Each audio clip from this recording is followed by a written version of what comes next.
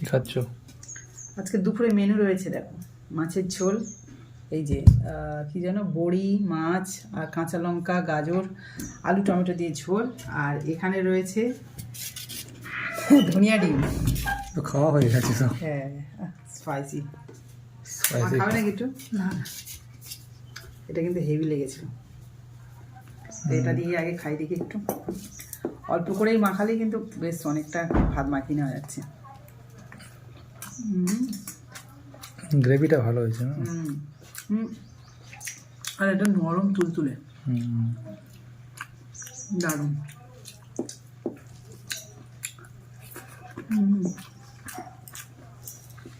মনে হচ্ছে এটা দিয়ে সব ভাত খেয়ে নেবো, কিন্তু ওইটা আগে খেলে মনে হয় ভালো হতো, পাতলা ঝোলটা। কি আর করা যাবে, যেটা সামনে চোখে লাগছে সেটাই তো আগে খাবো নাকি।